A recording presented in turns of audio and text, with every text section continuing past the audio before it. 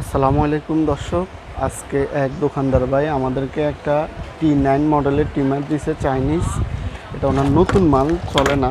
তো আমরা এটা একটু চেক করব কেন চলে না, এটার সমস্যাটা খুঁজে বের করব। এই মডেলের টিমারটা অনেক ভালো, যারা ব্যাচেলার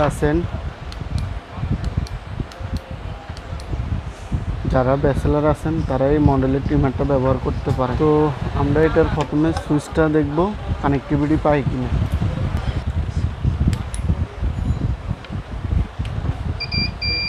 আমাদের সুইচটা ঠিক আছে, কাজ করে।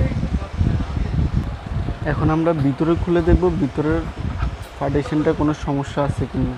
তো সেই জন্য আগে আমাদের এই দুটো স্ক্রু খুলতে হবে। এখানে দেখতে হবে আমার কোন মডেলে ব্লেডগুলো আছে, ঠিক ওই মডেলে আবার ব্লেডগুলো ফিটিং করতে হবে। তারপর এই দুটো স্ক্রু খুলতে হবে।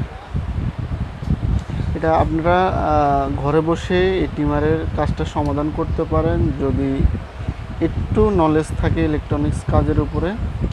খুব একটা বেশি লাগে না। আর যদি আপনারা মেকারের কাছে নিয়ে যান তাহলে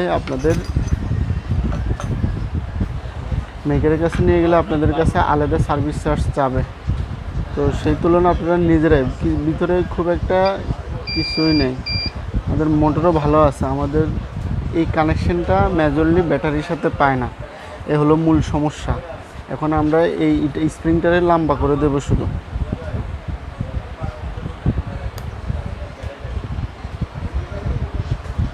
লম্বা করতে গিয়ে আমরা ঝালাইটা খুলে ফেলছি। আমরা ঝালাই করব স্প্রিংটা।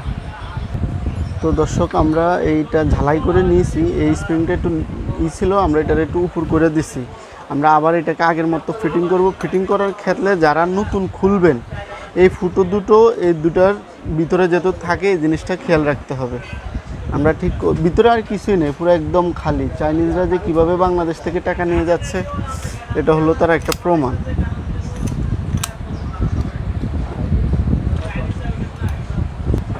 এই T9 সিরিজের যে টিমারটা, এটা খোলাটা যতটা সহজ, ফিটিং করাটা তার চেয়ে কঠিন। তো আমি সহজভাবে কীভাবে আপনারা যারা বাসা বাড়িতে খুলবেন ফিটিং করা যায়, আমি সেভাবে আপনাদেরকে দেখাচ্ছি।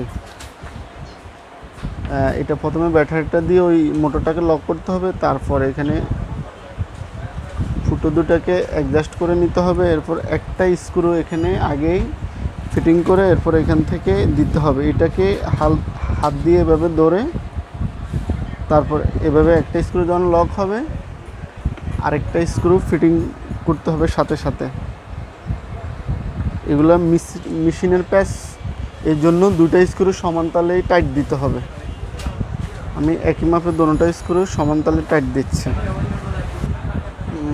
দর্শক, এই যে এই স্প্রিংটা এইভাবে এখান থেকে এভাবে আগে ধরে নিতে হবে, ফিটিং করে নিয়ে তারপর এইটাকে পুলিটাকে মোটরের ভিতরে পুশ করতে হবে।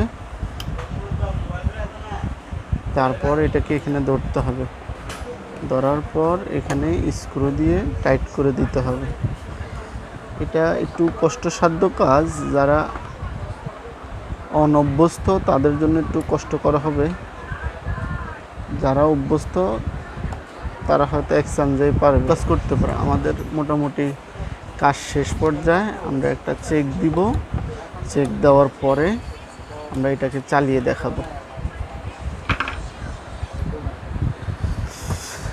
আমাদের এখানে স্প্রিংও ঠিক জায়গায় পড়ছে, এখানেও নাট টাইট হয়েছে ভালো, এখানেও নাট টাইট হয়েছে। আর এ হলো সুইচ। এই যে দেখতেছেন আমাদের মেশিনটা রানিং হয়ে গেছে। শুধুমাত্র একটা স্প্রিং একটু ব্যাটারির সাথে কানেকশন না পাওয়ার কারণেই সমস্যাটা হয়েছে। নতুন একটা ফ্রেশ মাল, ইনটেক মাল।